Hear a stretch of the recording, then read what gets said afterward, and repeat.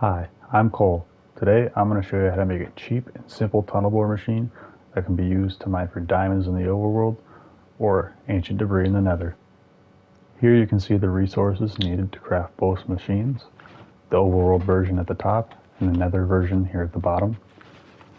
The blue concrete can be any block of your choice. In survival mode I usually go with cobblestone as it's cheap and has a high blast resistance. With another version, you also want to make sure you use either a warped or a crimson fence, as a regular wood fence will burn in the nether. Before building, you'll need to carve out an area underground.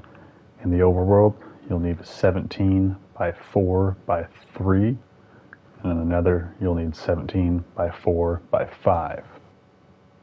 To begin the build process for both machines, start with your fence gate right here. The orientation does not matter, so it's up to you. Then have an observer facing forward, a block of choice, followed by another block of choice here. I like to make this one a light emitting block, as it lights the cave as you make it. Another observer facing forward out of that, with your dispenser facing upwards, piston facing forward in front of that. Here we're going to leave a block of space, another block of choice. I also like a light emitting block here as well. Then 3 more block of choice. It's important to make sure that these 3 are somewhat blast resistant. That's why I recommend cobblestone here. Then your ancient debris at the front.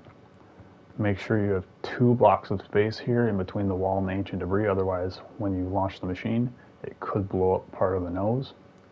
Now we're going to come to the back. We're going to get out the sticky piston.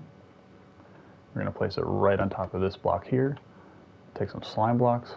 We're going to place one on top of the fence here, and then one behind it. And then we're going to take an observer and place it there, followed by a piston facing forward, a slime block on top of the sticky piston, an observer on top of that slime block, and a block of choice in front of it.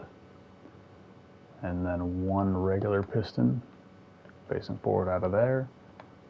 This is a temporary block here. We're going to place a slime block in front of that, break the temporary block, and a half slab right here, just like that. And with that, the overworld version is complete. The nether version of the machine is exactly the same as the overworld version. However, we're going to add some additional blocks.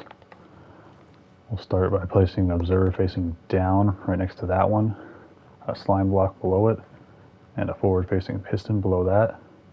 Then a temporary block here with a forward facing piston in front of it. Then we can break that. From here we're going to place 2 slime blocks in front of that piston like that. Then a block of choice next to the dispenser here. I like to use a half slab. And then a hopper facing into this piston. And make sure it's facing into that piston or this won't work. And then 2 block of choice in front of these slime blocks. Those may seem kind of pointless, but they protect those slime blocks from the TNT, which sometimes can blow those up. Then lastly, we're going to come over here and place an observer facing into this piston. And with that, both machines are now ready to go. Loading both machines is slightly different. In the overworld, you're simply going to go to the dispenser and insert your TNT. And with that, you're ready to go. With the nether version, you're not going to place it in the dispenser, and instead you're going to place it in this hopper.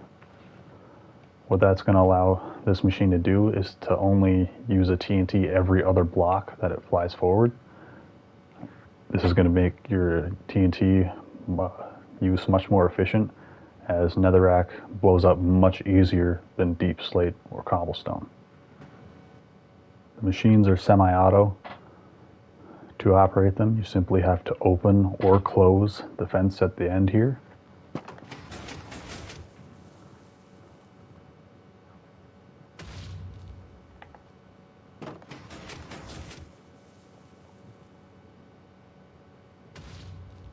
And with the nether version, we'll see here, it's first going to launch a piece of TNT, and now with the second click here, it's going to do nothing.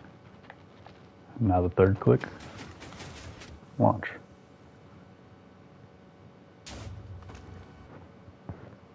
With both machines, you'll want to watch out for gravel falling from the ceiling and landing on the nose. That can block the TNT, causing it to blow up part of the machine. And with the Nether version, you'll also want to watch out for blackstone in the Nether, as it's got a much higher blast resistance to netherrack, and that can cause disruptions. You can either mine it out of the way sometimes if you have to, or you can go in the dispenser and manually add an extra piece of TNT, and that way when you launch,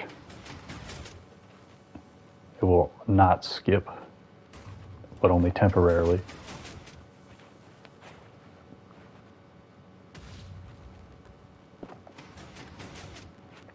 And now you're back to normal. Hope you liked this video. If you did, consider leaving a like and subscribing if you'd like to see more.